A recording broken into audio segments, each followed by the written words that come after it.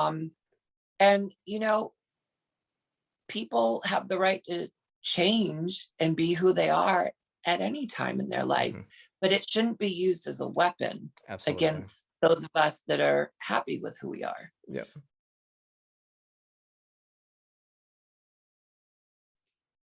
Welcome back to the channel today, everybody. It's been a couple months. There really hasn't been a ton that I've been wanting to comment on. I've been working on a lot of other stuff. And then one of the big things here up front I want to mention is I did start a GoFundMe page. I had a lot of issues when it came for insurance purposes and paying for surgery. Since I'm not working at a corporate position, I'm not getting employer provided insurance.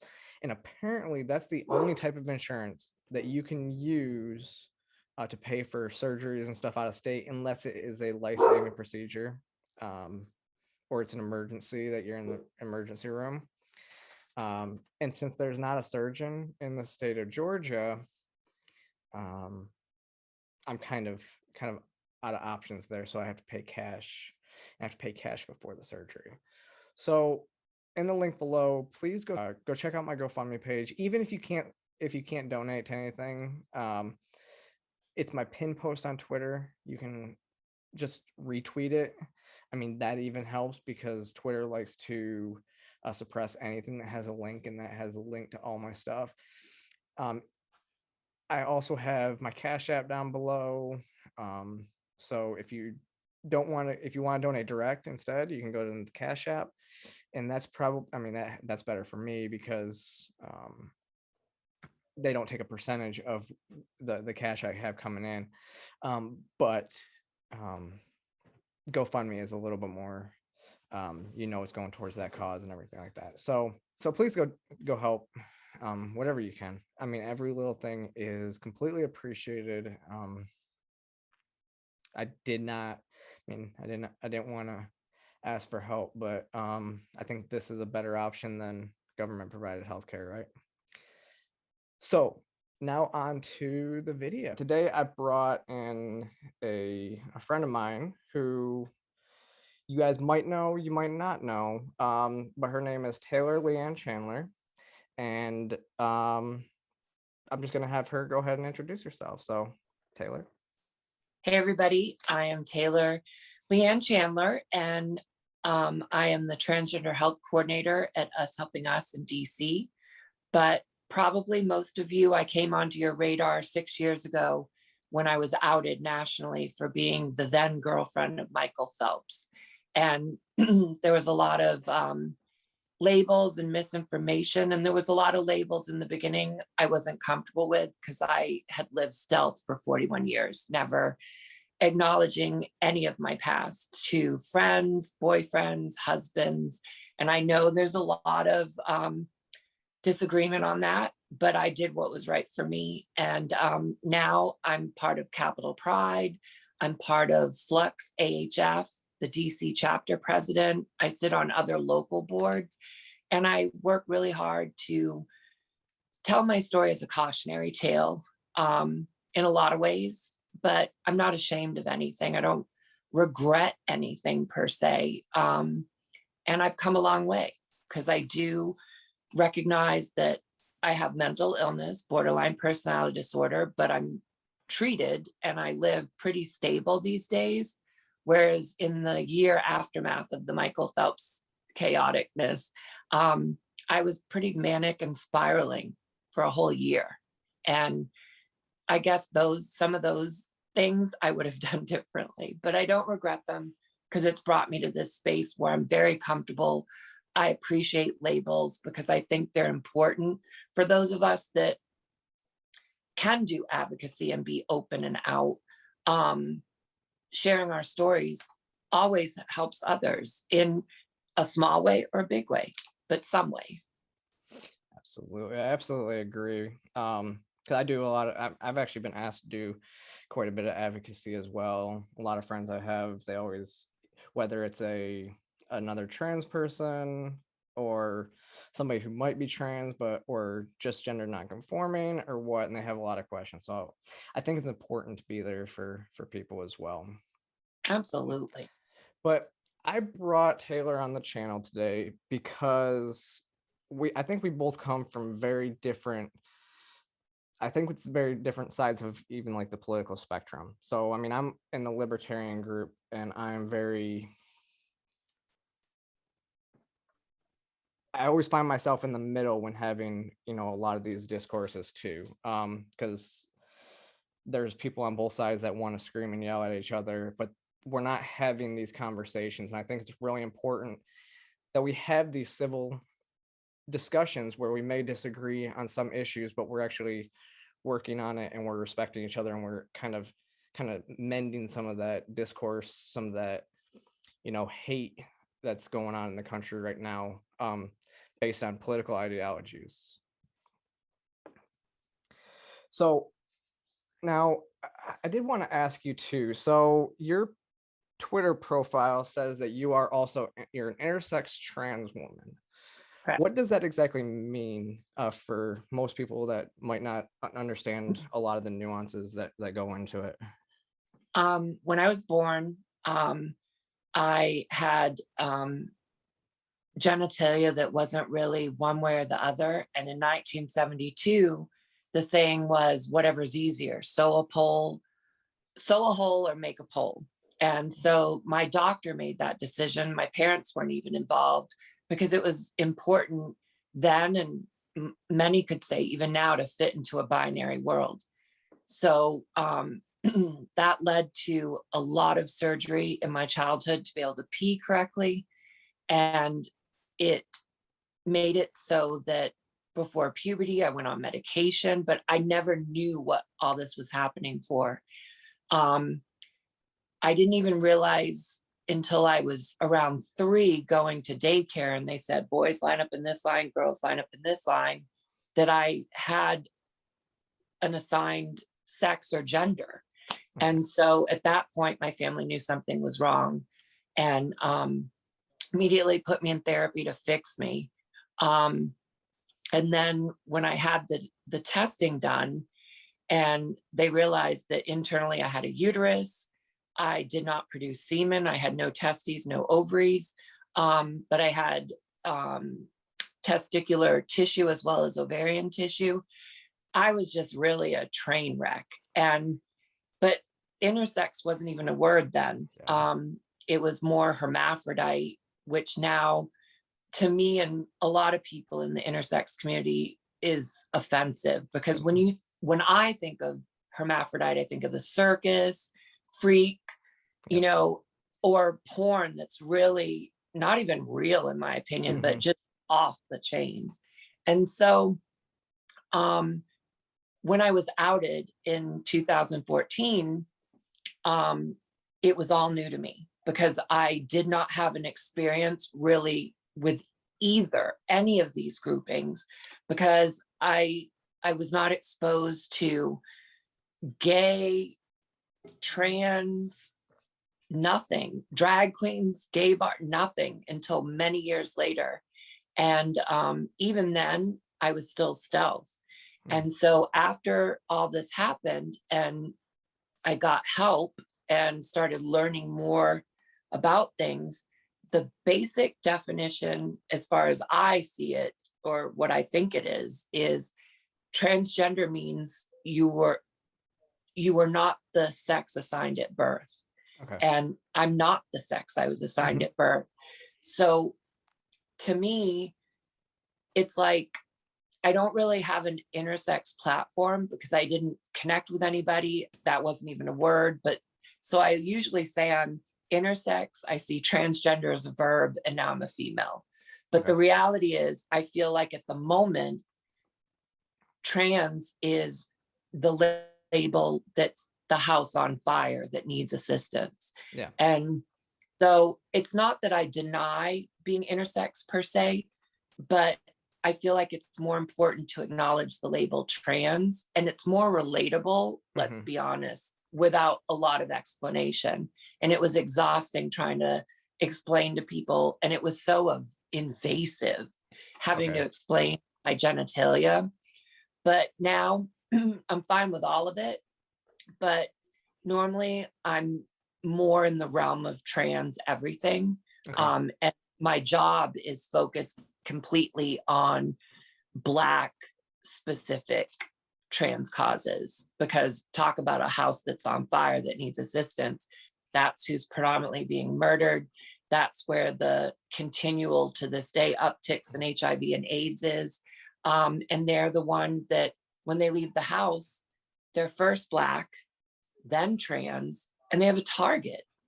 And, you know, and part of that, I'm sure we could go into later or another time, is, you know, we're also afraid to talk about passing and realness, but that is, for those that have that privilege, it is a privilege. And their experience is not the same as someone that maybe transitioned later and is having to undo masculinization processes. And that's why I fight for youth so much, is because with persistence, consistency, and a team of professionals, the family and the youth, I think you can come to a place where decisions can be made to not make them go down a path that's going to make them suicidal or give up. And that's important. And, you know, for me, it was life-changing. But there are risks. And so everybody involved needs to know the pros, the cons, and the risks, and understand what those risks mean, long-term, short-term. And I think, again, that's not the conversations we have. Yep. Now, see, there's a lot of I think the trans murder rate and everything like that is kind of one of those issues I think many people look at and they don't really know how to discuss it, because I mean, when I look at it, I look at the stats and see that there's really not this epidemic of trans murders, because I mean, what was it last year? 59 people in the US. I And think that's, so. which is a lot less of a percentage than any other group of people in the US. As well, I mean, you mentioned you know, Black trans people, especially, but I mean, just demographically, we know that a lot of the issues are mostly, a lot of the issues come from domestic violence situations, you know, drug and gang related situations, and prostitution related situations.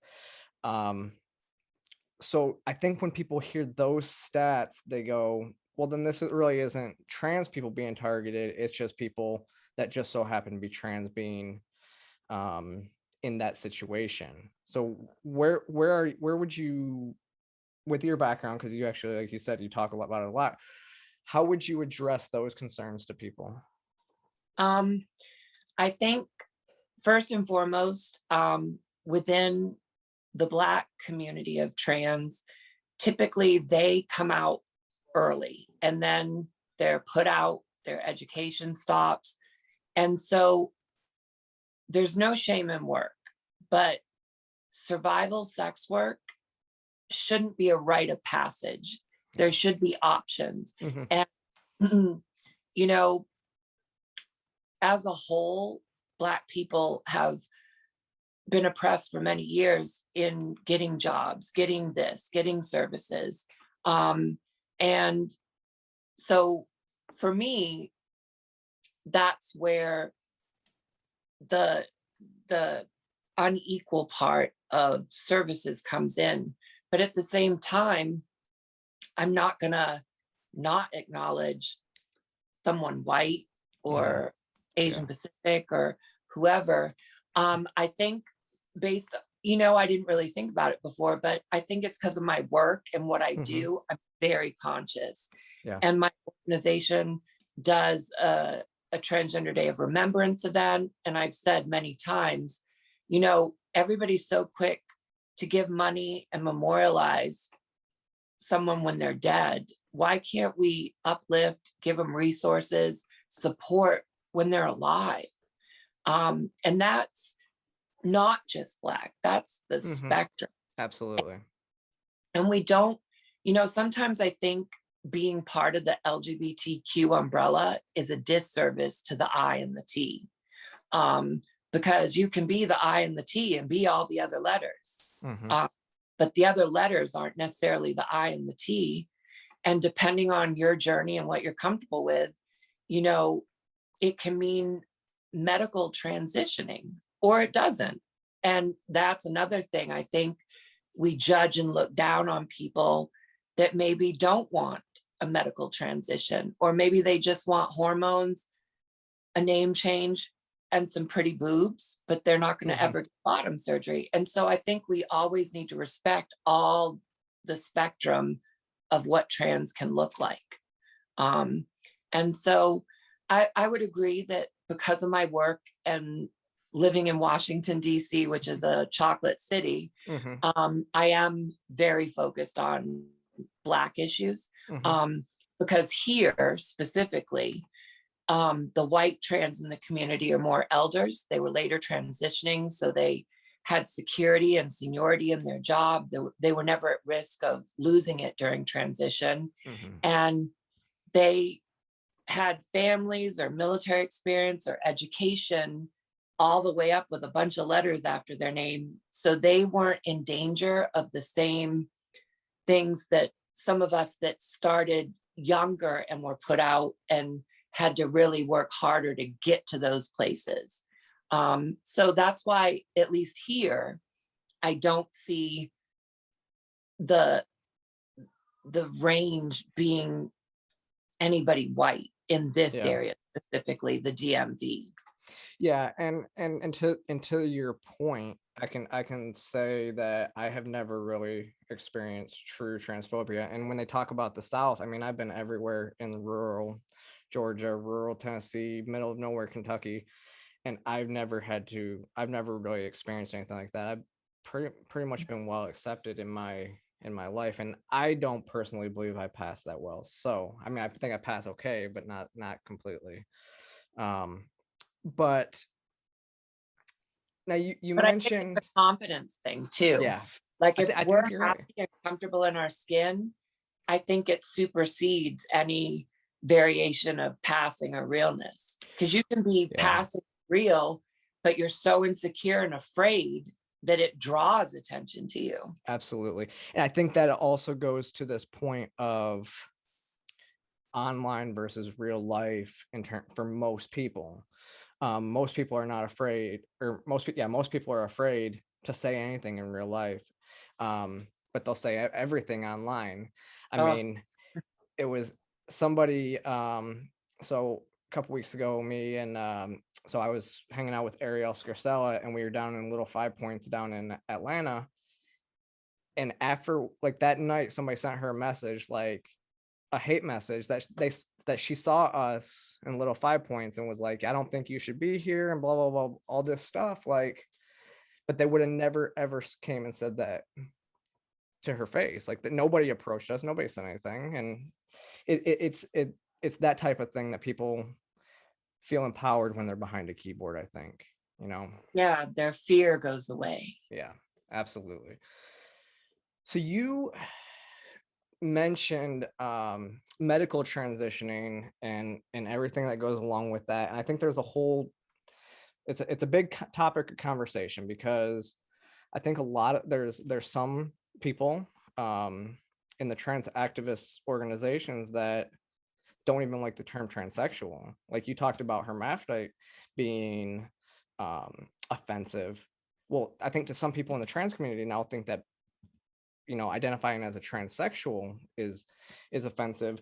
And it's almost like I've actually seen some people say, again, it's just online discourse, but it's like that people are transphobic for transitioning. I've seen stuff like that. So Hmm. what are your thoughts on, I guess, the trans med, the true scum, and or whatever anybody on the other side of the aisle wants to label somebody like me who understands, and I believe that you have to have some sort of gender dysphoria. I'm not saying I believe in intersex, or not intersex. I believe in non-binary, but I don't believe that everybody that's identifying as trans is necessarily trans, which kind of goes into the transgender and the spike in more women, lesbian girls, identifying as trans instead of identifying as lesbian. So where are you when it comes to, I guess, that whole gamut? Because that's a big array that I just mentioned there, though. When I was younger, I guess I wasn't aware of the variations back then. I knew who I was. I knew I was going to have surgery, and I had it almost instantly after being legal. Mhm. But I had a legal name change. My gender and birth certificate were modified, but it took going to court. But because I had medical documentation being intersex, it it didn't require anything. Because I want to say it's only been in more recent years that you could change your gender marker without surgery. Yeah, And in only certain states. and then, but at the same time, even though I was born intersex, I would never want an X on my license because Yeah, I identify as female. yeah, And I don't I don't live my life as an intersex person, because most intersex people that are public um are they will tell you they are intersex. They're not male, they're yeah. intersex, and they're not about further gender mutilation surgery, and they don't feel like they have to pick one or the other. Go And ahead. where are you though with when it comes to like like being non-binary and how that fits in, with the trans label, I guess.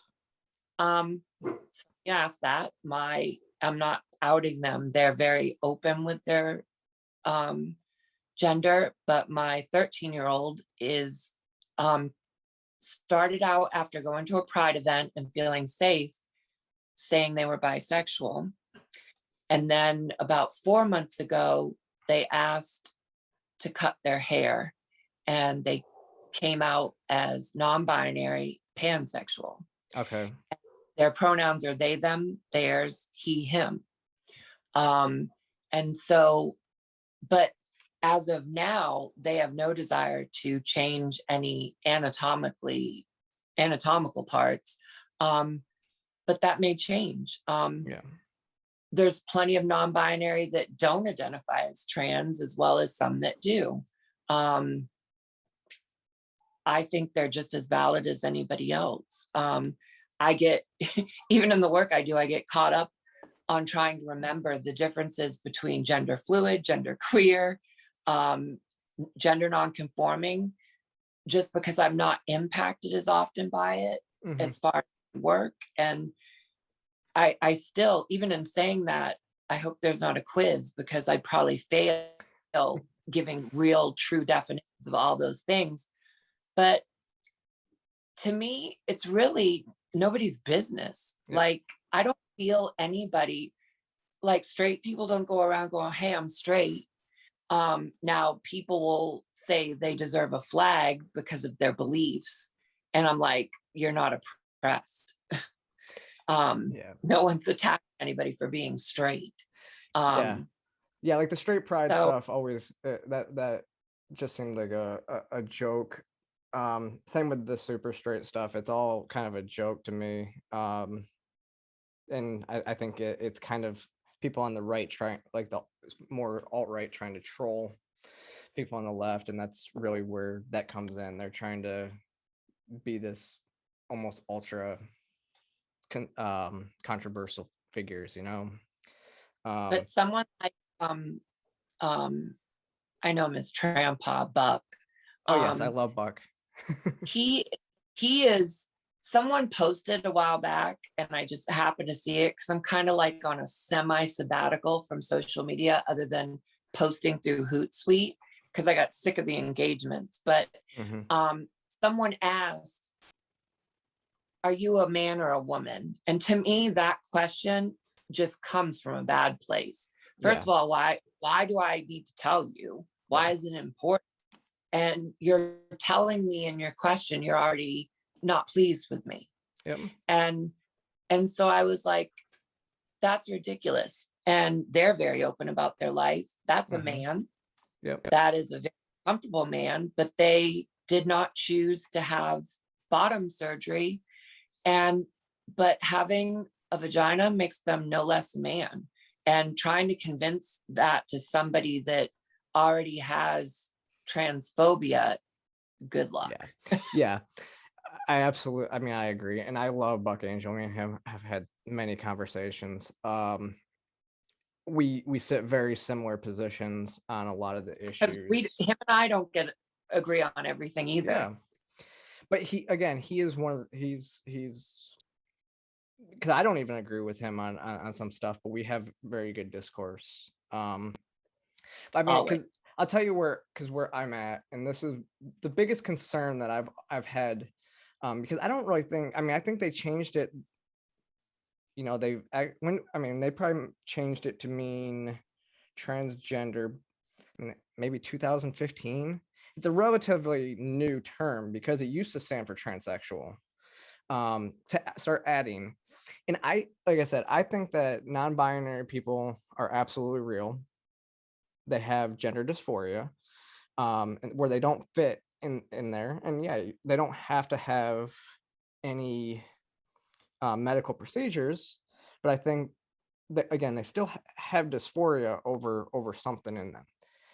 The biggest concern is, I think we're seeing a lot of just gender non-conforming people start to identify as trans. I've akened it to, you know, the goth kids. It's almost the cool thing to do nowadays, and it's a trend. It's somewhere where people feel like they can belong but not necessarily fit in the system. And where my biggest concern with that is they're doing it now, but then they get older and stuff like that, and then we're going to see stats of detransition rates are going to start to skyrocket. I think that's a lot of the biggest concern that people are having right now, is because once those detransition rates start to skyrocket, then actual transphobic people are going to look at that and go, see, being trans period is invalid, so it's going to hurt the rest of us. Absolutely. And I mean, that case in England, you know, I'm not saying that it doesn't happen, but it seems like the radical left feminists, especially with a sports background, that's their golden egg. And they're just as, first of all, whatever the dream team was in that child's life, parents, medical therapy, advocates, as well as their voice, failed them. I don't deny that. But at the same time, this group over here is taking them and using them in a way that I don't think is healthy either, to further their cause. And this is already something that's vulnerable at their core. And, you know, people have the right to change and be who they are at any time in their life, but it shouldn't be used as a weapon against those of us that are happy with who we are. And that's, like you, where my concern is, because, you know, I see it from, if we put all these barriers in place and involve court systems to start designing, ruling over medical procedures like there's some cosmetic thing, I think we're on a downhill spiral. And at first I thought, oh, that's over there across the pond. Well, now there's 89 bills of legislation around the country, and I think it's 29 states, getting ready to make crimes against youth for being in female sports, you know. And let me start with this. The definition of a female is someone that produces ova. Well, I can assure you that no child born is producing ova. So even the definition of a female is a lie. So in theory, you wouldn't be a female till you went through puberty. And then what happens if you're barren and don't produce ova? Are you not a female? So, but that's another whole story. Now the case that you're talking about, that's the Kiera case, right? Yep. Yeah, it is. I actually did a video back in one of my last videos. It was like back in December about that case too, like right when it happened, because I tend to agree with where you are on this, not just because of the situation at hand, but also because it's the government making decisions. And as a libertarian, I don't want the government making any of these decisions. In fact, like the Arkansas case that you mentioned today, because they just passed it. They just passed the one legislation today, banning all blockers for anybody. Oh, That's and we'll get into that here in a second. But yeah, I don't want to take that decision out of the hands of doctors and parents and and even the child, because they are the ones that are equipped to be able to make those decisions. Instead, the way that they have it in the UK is that it's basically you don't own your body, the court system does, the government owns you, is what they're saying in that regard. And they know better than even the doctors. So you have to prove to them that you're gender dysphoric before you can do that. Now, you mentioned women's sports, so we'll just kind of get into that topic here in a second, because it's definitely one I think a lot of people want to hear us talk about. Because so first, my thoughts on this are, for one, we're not talking about professional sports. We're not talking about anything other than school sports, because I believe, and I think most people, at least in the libertarian camp, believe that sports organizations like the WNBA, the LPGA, those are all private companies. They have the right to make whatever decisions whatever they want to make, for their company. I believe the same thing with bathroom issues and everything like that. It's that individual company's right to make that decision for what happens inside their business. Now, if I don't want to go there, if they have a rule that I don't like, I'm not going to go there. That's just, I think the market will usually decide pretty well in those situations. But when we're talking school sports, I think it's a very nuanced situation. What do you believe should be the rules and parameters behind trans girls competing in girl sports? I really don't think there should be a blanket law. I think it really truly should be a case-by-case basis with guidelines by subject matter experts. And here's where I'm probably going to get some pushback when this airs, but I do kind of have a problem with a trans youth that's not under some kind of medical transition in Absolutely. sports. Okay. And and they always find these images, but they never tell you oftentimes who they are, where it is. They have like a marketing campaign where they show the most butch, manly person that's identifying as a woman. And it's made it so that identifying as female is almost like a bad word. Yeah. And self-identifying has become a thing. In my opinion, if you're suffering from gender dysphoria, you do need some kind of support system in place. It doesn't have to be medical in the stance of medication or surgery, but I think you should have someone to talk to and talk through what you're feeling and going through, so that you get a good sense of self.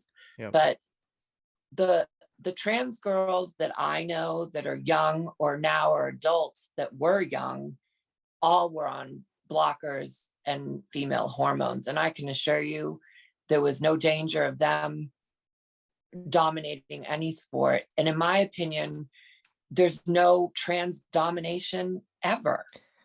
So in essence, they're saying, it's okay to compete as long as you don't win.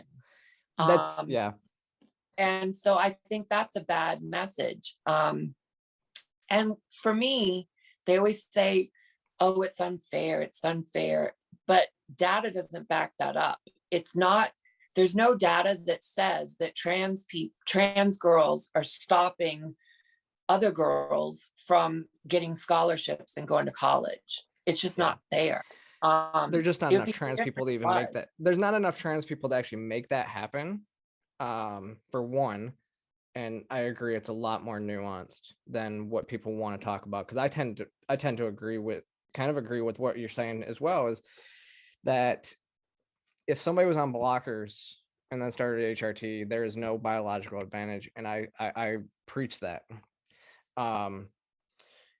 And I don't know if there's I don't think there's any data out there right now that has really looked at the ratio. So if you didn't go on blockers and you just started HRT at 16, what that ratio would be to where that advantage is kind of gone.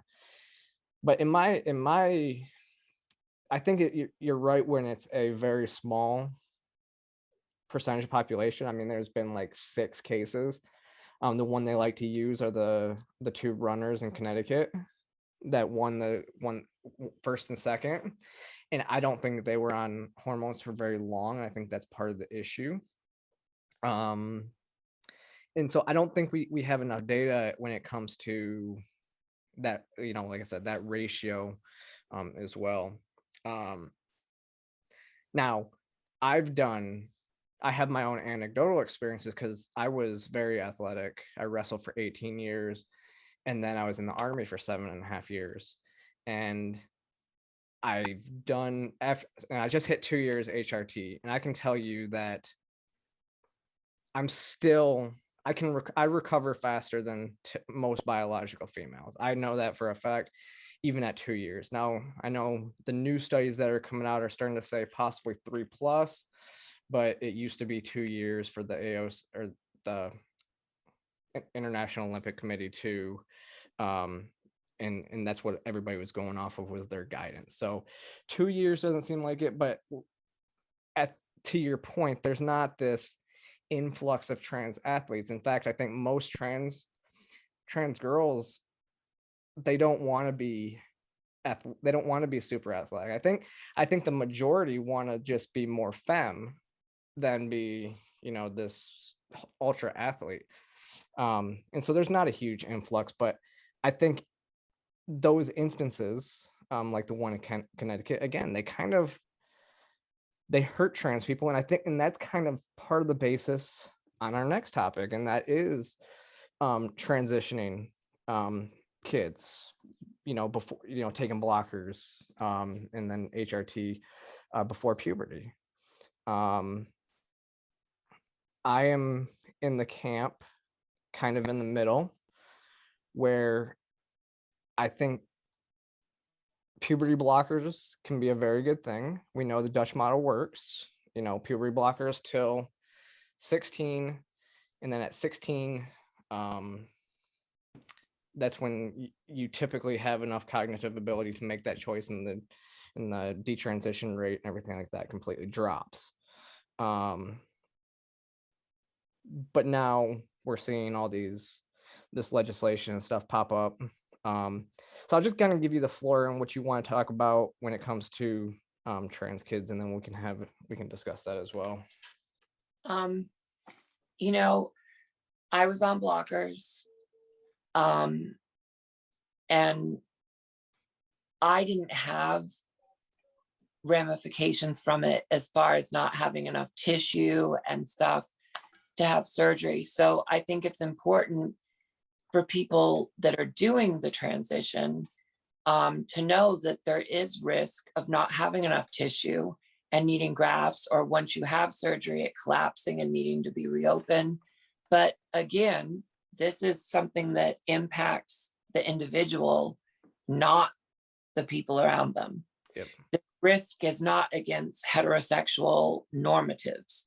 And so for me, like I always say, consistent, persistent, and a dream team. Mm-hmm.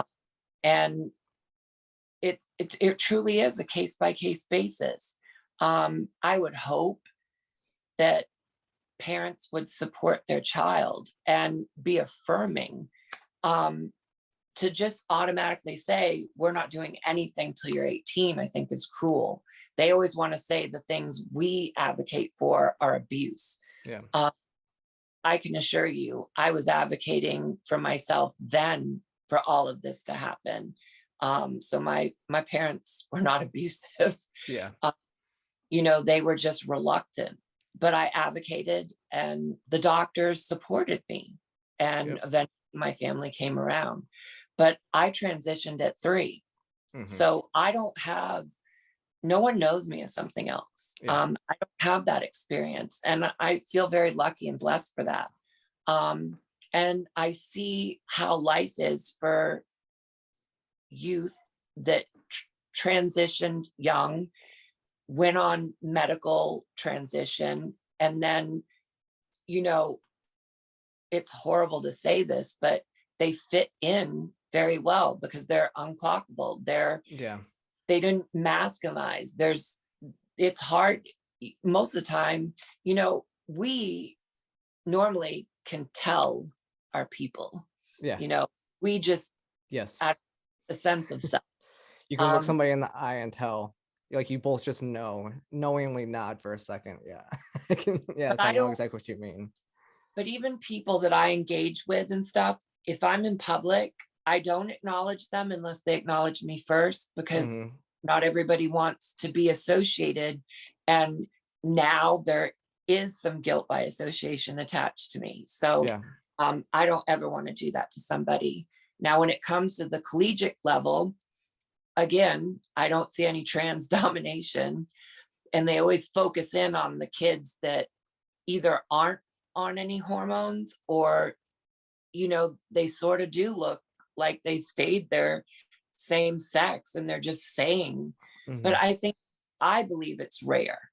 I think they exacerbate the small instances of it. And I almost want to go so far as to say that some of their literature and marketing, they never tell you who these people are or where they are. So I'm like, are they real? And they always pick, like the Mrs. Doubtfires of the world, Yes. which is a Yes. fact. You know, show us, a. I don't. Oh, I didn't. I almost said show us a legit trans person, but I don't want to say that. But I will say that the people that are usually being focused on are predators, and I can assure you, blanket legislation and almost erasure and no protections or laws, equality for us is not going to stop predators. Yeah. Not. No, you're But absolutely right. people are not typically predators. No, that's actually a good point, because I mean, you mentioned it real quick earlier too, which is something that I advocate quite heavily against, is just the self ID stuff when it comes to people that haven't even taken any steps of making themselves look like female. I mean, the people with beards and stuff like that saying they're trans women, they're going in, they want to use the ladies' restroom. I think even, California just created the law for prisons, and I think that could end up being a little bit detrimental, because it could, like, you could have people just go in there and self ID as trans to get access to prey on women prisoners as well. And it's happened in many states. I know it's happened in Illinois. A known rapist was allowed into women's prisons because they identified as trans and everything like that. So I tend to agree. There is this. It's the way that the media likes to shape any argument that they don't like, is they create this perception gap that this is super widespread, and that, like you said, this is like the It's Ma'am lady, like, this is what trans people are, or Jessica Yaniv, this is what trans people are. No, that's not what trans people are. You're trying to shape a narrative, create a perception about all of us that's not true.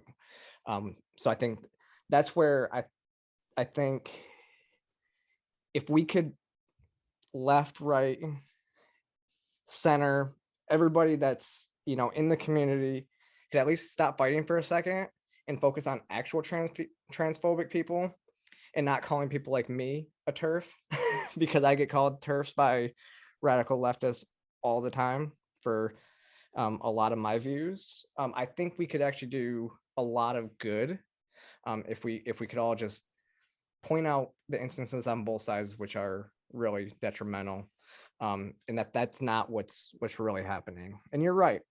I think the stats when it comes to trans kids are what really gets me. Now, there's been a lot of conflicting data starting to come out about blockers being 100% reversible. So I don't know what to think about there, because typically they've been seen as, 99% of people that take them are able to completely reverse it. But the thing is what is it? 86% of the people that actually take them go on HRT. So it's really hard to gather data when there's not a very big set of people that are not taking them after a certain period of time. And then we know the studies on the decyst rate between 12 and 16, people want to say 80%, but they also use people that were just more gender non-conforming and everything like that in that study. So they were never trans to begin with. They never claimed to be trans in the first place.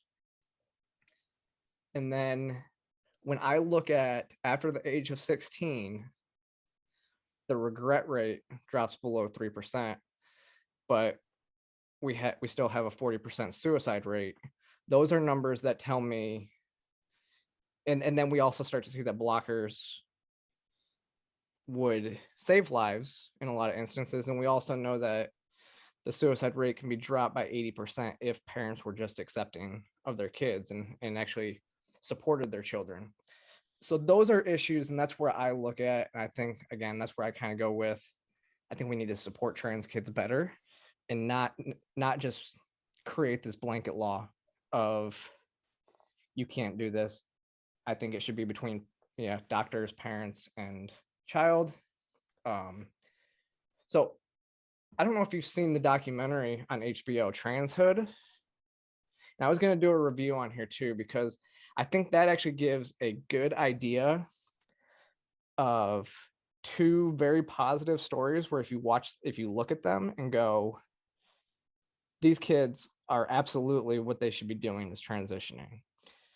And then there's the one which was a 4-year-old, and you're like, that is the exact opposite. I mean, okay, they can present female as they wish, they can explore and everything like that, but don't go around telling everybody in the world, including your church and everything like that, that your son is now your daughter when they're only 4 years old.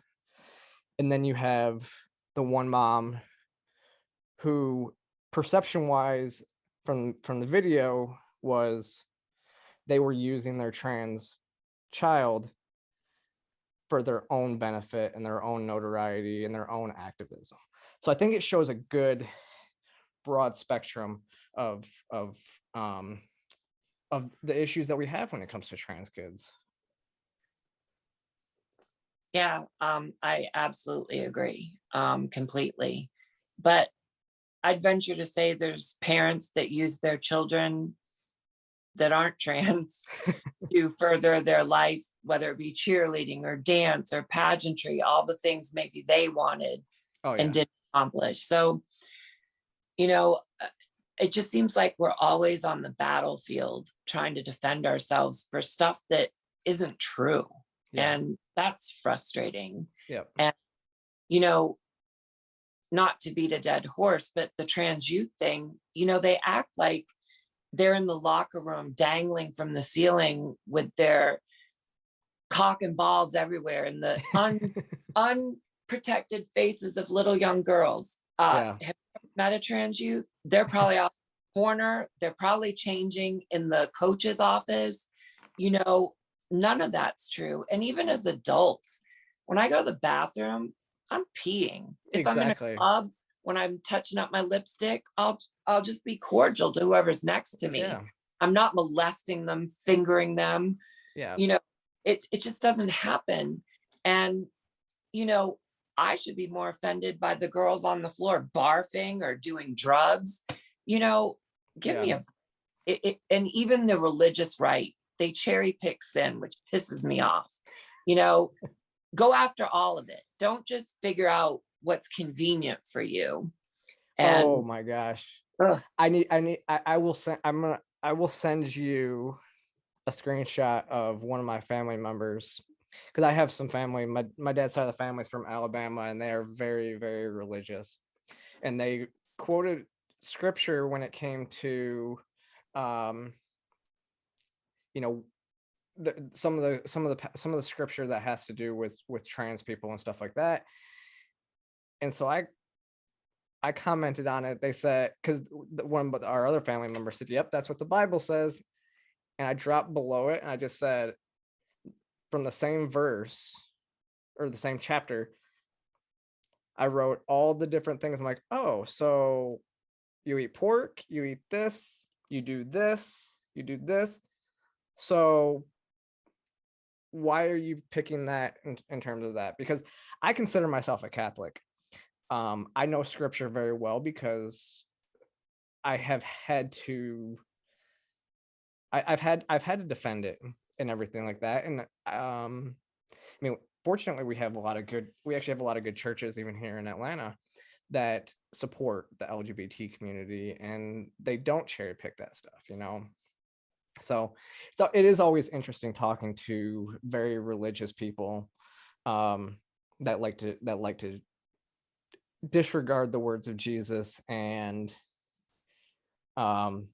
Jesus is preached for love and acceptance, and try to say that the Bible is this condemning piece of literature to well, certain groups. I went to Christian school, and the Jesus I learned about hung out with hoes, pimps, lepers, all the people passed aside by society. Yeah. And went so far as to say, if you go into the temples and listen to these false prophets, you will not go to heaven. Yeah. And I think that speaks to organized religion. I believe in God. Yeah. And my relationship with God and church has gotten me through some of the toughest times in my life. These days, I'm more spiritual. Yeah. Because of my work, I don't want to push my beliefs on anybody. Yeah. And I don't feel a conviction to win souls and bring them to the Lord anymore. Yeah. And so maybe I'm bad for that, but oh well. I was on the radio with Austin Peterson a few weeks ago, and he asked me, he goes, "So you're Catholic, so are you a practicing Catholic?" And I'm like, "Well, I'm not a good Catholic." But the advantage, I always wanted to be Catholic because I love the ability to go into that confessional, tell what I've done. And it's like, you need to say 3 Hail Marys and this and that. And, I like that atonement for my sin instant. Yeah, exactly. But some people want to be like, oh, well, I can do anything and then just go in the confessional. I don't think that's what it means. It's not, but yes, I know what you're saying. You can't just go murder somebody and then go in there and be like, I confess. Father, I've been naughty, I've been bad. I think one of the interesting points of the Bible that people don't even realize is Jesus actually one of the men that he used a miracle on was a gay man.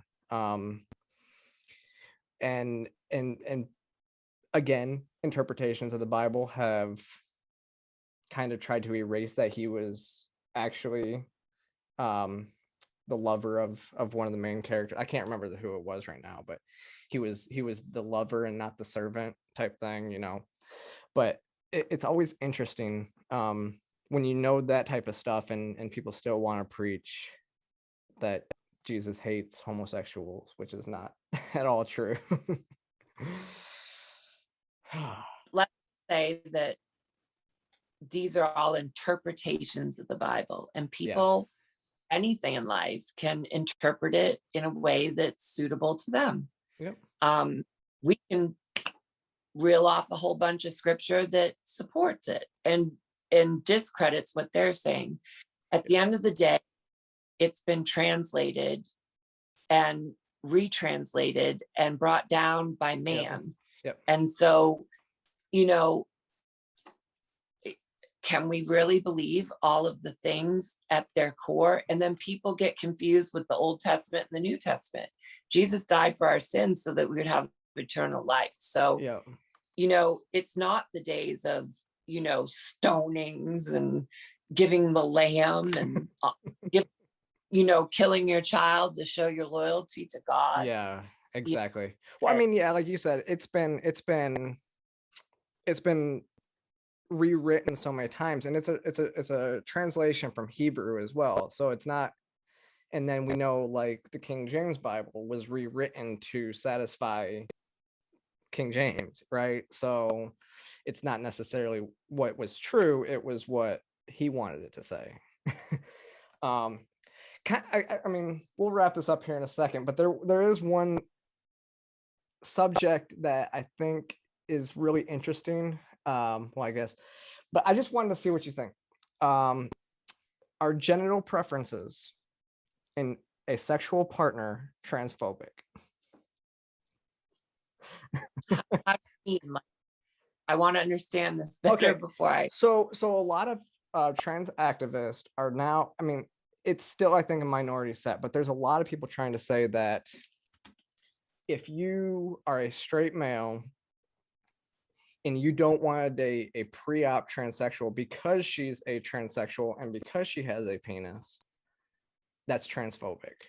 Even though if you just saw them on the outside in appearance, you get along really well. Everything about them you like, except for what they have in their pants. Do I think that's transphobic?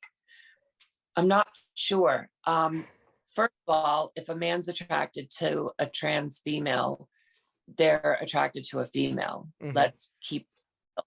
A gay man is not going to like us because it doesn't matter what's between our legs. We're female, and they like men.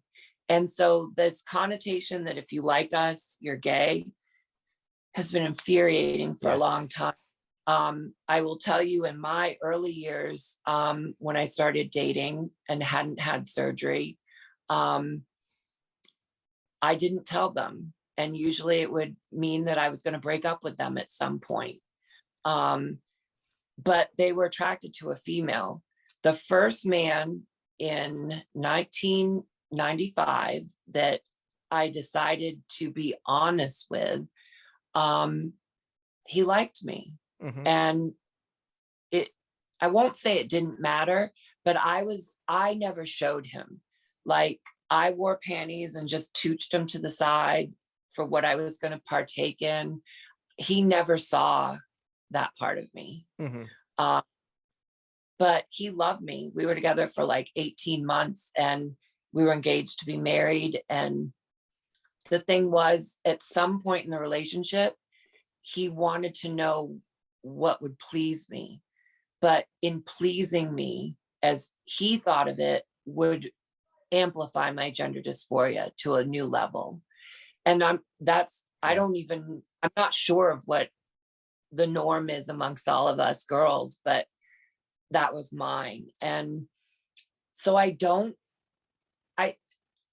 mean, hindsight, either you're putting yourself in danger, I think, if you're not going to tell them, or you're not going to break up before it gets to anything. But they're liking a girl. Yeah. And most of the times that it involves domestic violence or murder, they knew. Yeah. I mean, not be kidding ourselves here. So, but I don't want to clump that into this at this time. I guess I don't believe it's transphobic, because everybody has the right to like what they like, love what they love. And, you know, I would hope that they'd still be polite and respectful and, you know, I like you. I really like you. I'm so attracted to you, but that's just not my cup of tea. Yeah.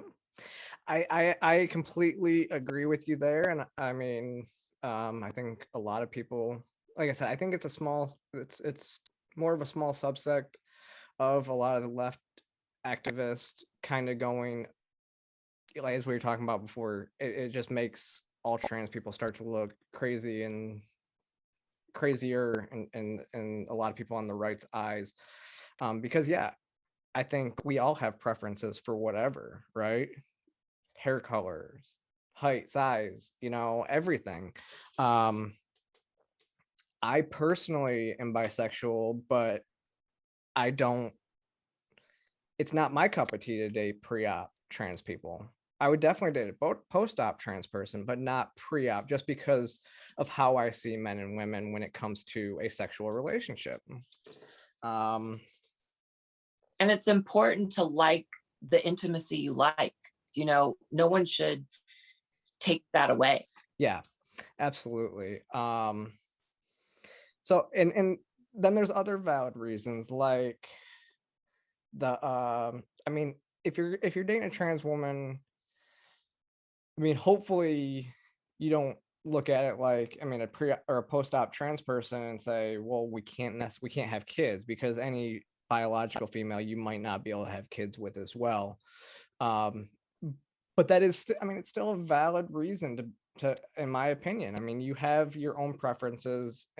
Um, you might, I mean, you don't want to even think about going through the hardships of, IVF or surrogacy and everything like that. And I completely understand that as well. Yeah, what you're talking about with telling people too, I'm very much in the camp that if I'm gonna be intimate with somebody, you're gonna know. But socially, societally, um, I think we both agree too that it's our business. And really, when we're talking, the only time we really only time I really even identify as trans really is when I'm talking about trans issues. And right now I'm still in the middle of my transition. So it is a big topic on my mind and people always have questions. But when it comes to just me living everyday life, if I don't want to tell people, I don't have to tell people. Um, and that's because society should see me still as a woman. Like you were talking about Buck Angel. He's said before, he goes, you know, he will agree with a lot of people on the right until they say he's a man. The gender critical crowd, until they say he's a woman. When somebody says he's a woman, he will completely switch, and that's exactly the same as me. Don't call me a man because I'm not a man. I might not be a biological female, but still not a man. And So I have a question for you then on that. okay, I'm gonna flip the script. okay, yeah.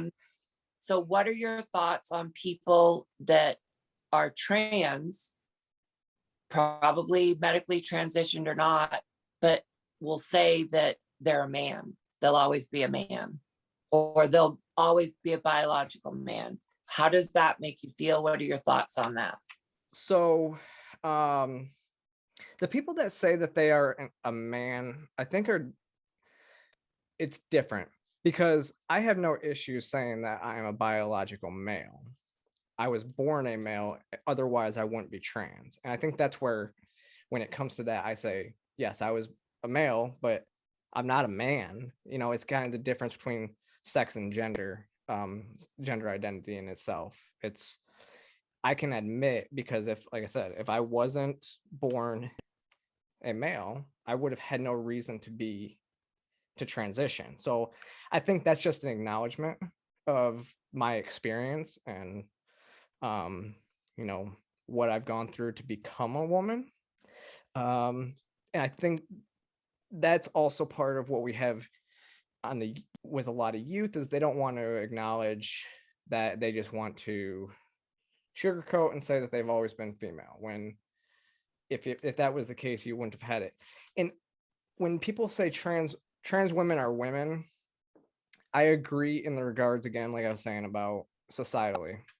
Absolutely, way society should see me is still as a woman. But when we're talking trans issues, I think it's still and we're talking trans versus women's issues, where those kind of inter collide, like with sports and stuff like that. We have to say trans women are trans women, because I didn't grow up female. I don't have the same experience as a biological female.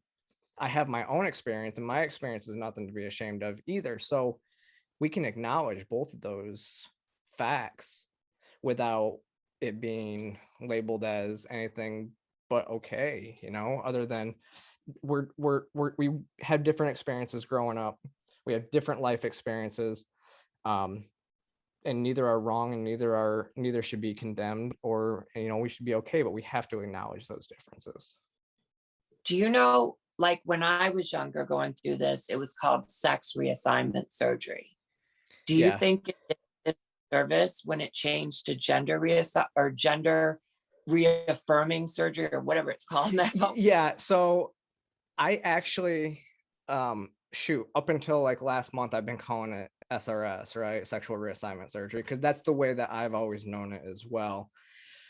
Um and I understand why they changed it. So yeah, it went to gender reassignment surgery, and now I think it's gender affirming surgery. I think when it went to affirming, that's when it becomes a little bit of an issue, because then it's just, I think it's a weird wording, because you're affirming your gender, but your gender should have been affirmed before you're even doing that. And I understand it's more to affirm it and affirm your dysphoria and get rid of your dysphoria, but I don't like the term gender affirming. I would rather just go with sexual reassignment surgery and just keep it simple and stop making up words and stop redefining stuff. See, I'm an anomaly to the people that come after us that way, because um that's a situation where I'm neither. I'm not biologically female, I'm not Yeah. male, I'm intersex. If you do chromosomal check on me, I am XX and XY. Mm-hmm. So, you know, I could have done in vitro. Yep. But I chose not to, because why would I put myself through all that and then be on bed rest out of fear, because I wasn't built to expand to give birth. Yeah. So it was a high risk. There was a million things. Yeah. That was the one thing I was honest about. In relationships, I would say I can't have children. Mm-hmm. That's all I felt I owed anybody. Yeah. But I see, again, I think everybody has the right to handle that situation the way they want to, but they need to be understanding of the risk depending on what they're doing. I lived in a time where we weren't all open, and it was, you know, they just barely started saying the words gay publicly in like conversation. Yeah. And so I believe that, you know, I don't know. That's a weird area. I see now looking back how much danger I put myself in often. Yeah. And I was, damn, who was I? I'm like a bad bitch. But I really wasn't, because I didn't know I was being a bad bitch. Yeah. In reality, I was being a bad bitch. Yeah. And I think of all these, I mean, I literally engaged in sex without the other person knowing, because they were drunk and I could manipulate the situation and where they touched and what they wanted to do. Mm-hmm. But now I think, oh my God, I couldn't imagine. And once I had surgery and everything was done, I didn't see any reason to tell anybody then. Yeah. And so for me, when I was outed, it was devastating because nobody knew. I had to warn people that had been close to me. My ex-husband flew home from Afghanistan to tell our daughter, and you know, his daughter from a previous marriage, and his family, because I didn't want them caught off guard. They live in Winterville. Mm-hmm. And it was a tough time, and I didn't know how to maneuver, and it stripped me of my confidence, because all of a sudden, why is that person looking at me? It used to be because I was blonde, 5'8" with big boobs. Well, now why are they looking at me? And my paranoia was off the charts, and I ended up becoming socially isolated. I couldn't deal with being in large groups of people, because at some point, if enough people looked at me, I felt like, oh God, they know who I am. And I just wanted to retreat. Yeah. Now I don't give a damn. I really don't. Because no one is going to dictate to me my gender, my sex, nothing. I am who I am. If you don't like it, hit the road, Jack. Absolutely. I agree with that completely. And you were kind of talking about, going through when you really didn't know what this stuff was, right? I mean, I didn't really even know about trans people other than, you see in movies sometimes, and it's not even really a trans person. It's probably just, drag queens and cross dressers and stuff like that. But then, so I was born in 87. So when I hit right around puberty, middle school timeframe is when we got the internet. And I was actually able to do searches on the internet and kind of start to understand it. But even at that time, I was in a lot of denial about who I was. I mean, I went through a lot of different time frames where I went to college, I joined the military, I got married to a woman, and we were married for 6 years, and actually longer than that because we were friends after that, so we just stayed married for other reasons. But and then I will say, yeah, coming out was the most freeing experience I've ever had, because I was able to just finally go, there's no secrets in my life. And that's why I think I'm so open about it with everybody, because I don't care what you think of me. I'm gonna speak my mind. I'm gonna speak how, on how I feel about things. And really there's nothing you can do about it. I mean, but yeah, I mean, if you have an issue with, block button on social media is always there, and I use it. you know Thanks. but I've honestly, it's been amazing, because now I'm going to the gym, I'm doing all this other stuff, and what I find is people from all over the spectrum, politically, whatever, are all just, I mean, like I said, I'm very well accepted. I was very lucky. I grew up in a small town in Michigan, and it was a small conservative town. I mean, I grew up conservative, and everybody's been great. Even, the people that you would think wouldn't be, like the hardcore Trump supporters and stuff like that. Everybody's been super supportive of me. So it's been a very rewarding experience. And like you said, I think a lot of it also comes down to the confidence piece of it. So I think we need to, kind of like what we talked about at the very beginning, kind of wrap this up and go full circle, is support the trans people who are not able to be so open as we are. Those are the people that I think we need to work. We need to help them, and help them figure it out. And because they need people to talk to. And we also know, like, I mean, still parents are not really understanding. I think nowadays parents understand being, gay or lesbian more than they understand being trans, because it's still so new. Still like the fresh face, but it's now what everybody's focusing on. See, for me, the first time I saw someone that I was like, that's me, was Caroline Cossey, Tula, which would have been right around the time you were born. Because talk shows were a big thing in the late 80s, early 90s. But, no one can say they don't know a trans person anymore because of Caitlyn Jenner. Whether Yeah. you or don't, I don't think it gives you the right to misgender her. Yeah. But you can't say you don't know somebody. Yeah.